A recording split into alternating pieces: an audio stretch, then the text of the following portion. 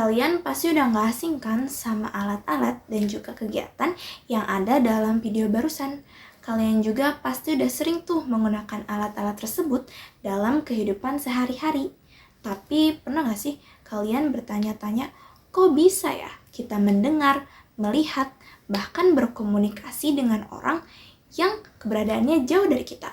Bahkan kita bisa melihat live stream dari idola-idola kita yang keberadaannya pun jauh dari kita. Jadi, gimana sih hal tersebut bisa terjadi? Sebelumnya, izinkan aku untuk perkenalkan diri. Aku Nisrina Nawadila Faiza dari kelas 12 MIPA 7. Nah, kalau gitu aku bakal jelasin gimana hal tersebut bisa terjadi. Hal pertama yang harus kita ketahui ialah mengenai radiasi gelombang elektromagnetik atau bisa kita singkat jadi radiasi gamma. Gelombang elektromagnetik ialah gelombang yang tidak memerlukan medium dalam perantaranya.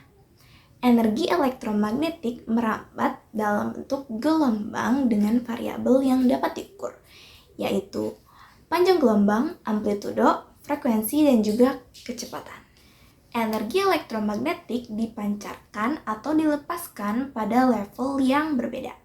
Semakin tinggi level dalam suatu sumber energi, maka semakin pendek gelombang yang dihasilkan, namun semakin tinggi frekuensinya. Dan juga sebaliknya, semakin rendah level energi dalam suatu sumber energi, maka semakin panjang gelombang yang dihasilkan dan semakin rendah frekuensinya. Gelombang elektromagnetik ini memiliki sifat yang tidak dimiliki oleh gelombang lainnya, yaitu dapat membawa energi dari satu tempat ke tempat yang lain dan memiliki kecepatan yang konstan dalam ruang hampa, yaitu sebesar 3 × 10⁸ meter per second. Nah, terus apa hubungannya sama alat-alat ini? Nah, jadi gelombang elektromagnetik itu memiliki yang namanya spektrum. Spektrum ini memiliki beberapa jenis. Jadi, alat-alat ini merupakan penerapan dari salah satu spektrum gelombang elektromagnetik. Apa sih spektrumnya itu? Spektrum itu merupakan gelombang radio. Gelombang radio adalah gelombang elektromagnetik yang dihasilkan karena gerakan muatan yang dipercepat dalam pemancar radio. Gelombang radio merupakan gelombang elektromagnetik dengan frekuensi yang luas yang dapat mencapai 300 GHz.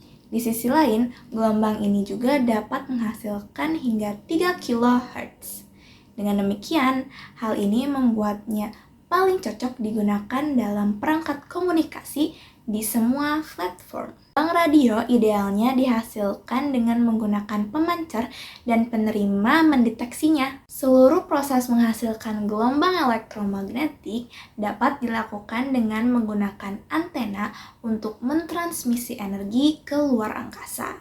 Selain itu, penerima mengambil energi dan mengubahnya menjadi getaran mekanis yang terdengar sebagai gelombang suara. Gimana sih sistem komunikasi gelombang radio?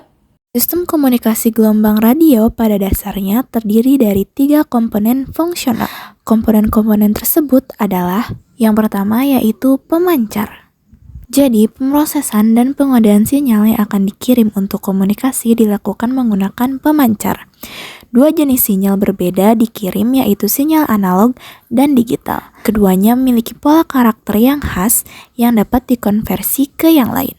Yang kedua yaitu saluran komunikasi. Jadi, media yang digunakan untuk memindahkan sinyal dari pemancar ke penerima tanpa mendistorsinya disebut sebagai saluran komunikasi. Yang ketiga ada penerima. Penerima menerima sinyal dan mendekodekannya menjadi gelombang suara yang dapat dimengerti. Ada 2 jenis sinyal gelombang radio yang dipancarkan. Kita menyebutnya dengan sinyal analog dan sinyal digital. Sinyal analog merupakan transmisi sinyal berbasis waktu di mana perubahan arus atau tegangan memulai besarnya transfer frekuensi. Besarnya gempa bumi, kecepatan petir, angin, dihitung menggunakan sinyal analog. Selanjutnya, sinyal digital. Sinyal digital menerjemahkan data sebagai rangkaian nilai tertentu pada nilai waktu yang konstan atau diawali. Komputer dan ponsel bekerja menggunakan sinyal digital. Lalu, bagaimana penerapannya ya? Penerapan gelombang radio dibedakan dari besar frekuensinya. Yang pertama ada gelombang radio frekuensi rendah hingga menengah. Gelombang frekuensi rendah ini memiliki jangkauan yang sangat jauh dan dapat ditransmisikan melalui air dan permukaan berbatu dengan mudah. Oleh karena itu, biasa digunakan dalam komunikasi radio untuk kapal selam, tambang di lokasi dalam, dan gua. Selanjutnya, gelombang radio frekuensi gelombang pendek. Gelombang ini adalah gelombang radio pita frekuensi tinggi yang berkisar antara 1,7 MHz hingga 29,8 MHz dengan slot tersegmentasi khusus untuk berbagai media penyiaran. Selain itu, dapat dijangkau hingga jarak ribuan mil. Beberapa saluran disiarkan di seluruh dunia menggunakan frekuensi ini. Selanjutnya, gelombang radio frekuensi tinggi. Gelombang ini digunakan dalam sistem komunikasi satelit kelautan dan penerbangan, juga modulasi amplitudo. Frekuensi radio jarak jauh ini bekerja paling baik pada malam hari karena ionosfer bebas membiaskan gelombang dengan mudah. Selanjutnya, gelombang radio frekuensi tertinggi.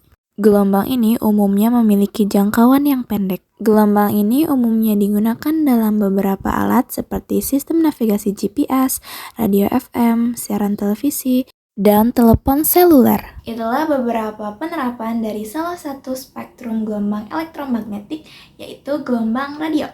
Gimana? Menarik kan? Nah, kita jadi tahu nih bagaimana mekanisme alat-alat yang biasa kita gunakan dalam kehidupan sehari-hari. Maka dari itu, aku harap materi ini dapat bermanfaat bagi kita semua. Aku mohon maaf bila ada kesalahan kata. Aku pamit undur diri. Bye-bye.